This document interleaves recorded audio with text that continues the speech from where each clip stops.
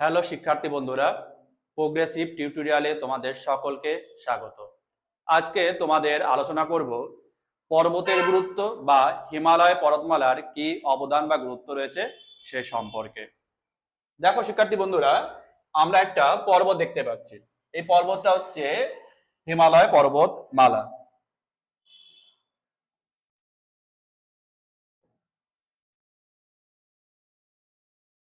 তাহলে এটা হচ্ছে হিমালয় পর্বতমালা। এই হিমালয় পর্বতমালার এই যে দেখতে পাচ্ছ প্রতিপাদ ঢাল, এইখান দিয়ে দক্ষিণ পশ্চিম মৌসুমী বায়ু পর্বতের ঢাল বেয়ে উপরে ওঠে। এই উপরে ওঠার পর এই এখানে আসার সঙ্গে শীতল বায়ুর সংস্পর্শে আসবে। শীতল বায়ুর সংস্পর্শে আসার সঙ্গে সঙ্গে কি ঘনীভবন হবে। ঘনীভবন হয়ে কি হবে, পর্বতের এই অনুপদ ঢালে প্রচুর পরিমাণে কি হবে, এই জায়গাটা প্রচুর পরিমাণে কি হবে, বৃষ্টিপাত হবে। অর্থাৎ ভারতে মৌসুমী বৃষ্টিপাত হওয়ার ক্ষেত্রে বা শৈলক্ষে বৃষ্টিপাত হওয়ার ক্ষেত্রে কিন্তু এই হিমালয় পর্বতমালার একটা বিরাট বড় গুরুত্ব রয়েছে। এছাড়া আমরা কি দেখতে পাচ্ছি, এই যে এই হিমালয় পর্বতমালার উল্টো দিকে রয়েছে সাইবেরীয় অঞ্চল। কোন অঞ্চল? সাইবেরীয়।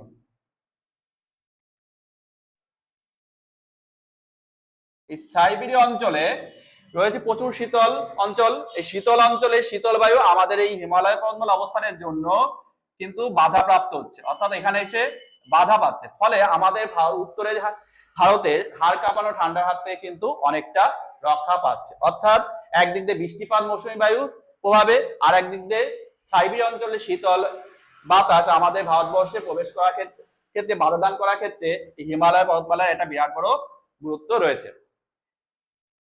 তারপর দেখতে পাচ্ছি বিশাল নদ নদী সমূহের উৎস।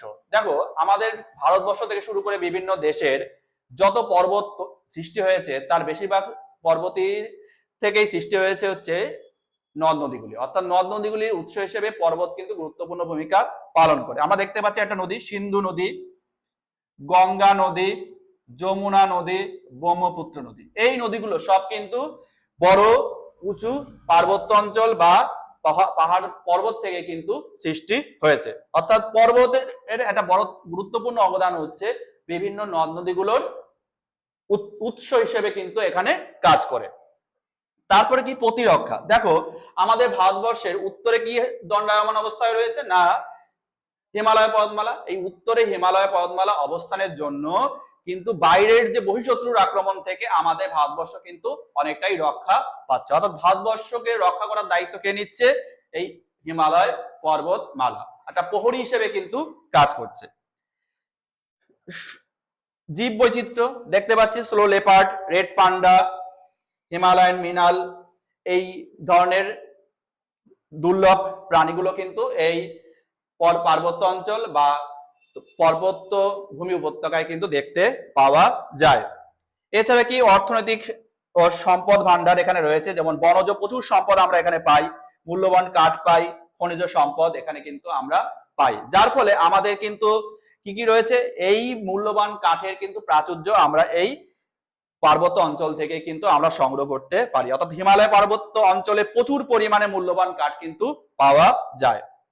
এছাড়া কি পর্যটন কেন্দ্র, অর্থাৎ আমরা দেখতে পাচ্ছি যে এখানে বিভিন্ন রকম পর্যটন কেন্দ্রগুলো এই হিমালয় পর্বতমালার অঞ্চলে কিন্তু গড়ে উঠেছে। যার ফলে এই পার্বত্যভূমি অঞ্চলে, হিমালয় পার্বত্যভূমি অঞ্চলে কিন্তু পর্যটন শিল্পে বেশ উন্নত।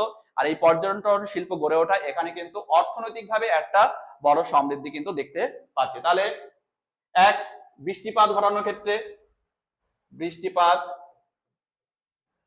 ঘটানোর ক্ষেত্রে কিন্তু বিরাট বড় অবদান রয়েছে কার? হিমালয় পর্বতমালা। উত্তরের শীতল বাতাস, উত্তরের শীতল বাতাস প্রবেশে বাধা দিচ্ছে কে? সে বাধা, অর্থাৎ হিমালয় পর্বতমালা উত্তরের শীতল বাতাস আমাদের প্রবেশ করতে বাধা দান করছে, ফলে হাড় কাঁপানো ঠান্ডার হাত থেকে রক্ষা পাচ্ছি। তারপরে কি দেখতে পাচ্ছি, প্রহরী হিসেবে কাজ করছে।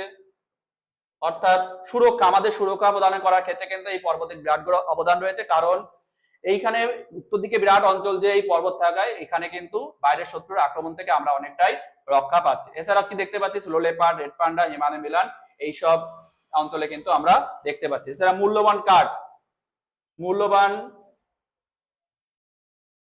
কাঠ কিন্তু এখান থেকে পাওয়া যাচ্ছে। এছাড়া খনিজ সম্পদ পাওয়া যাচ্ছে। আর হচ্ছে পর্যটন শিল্পে উন্নত।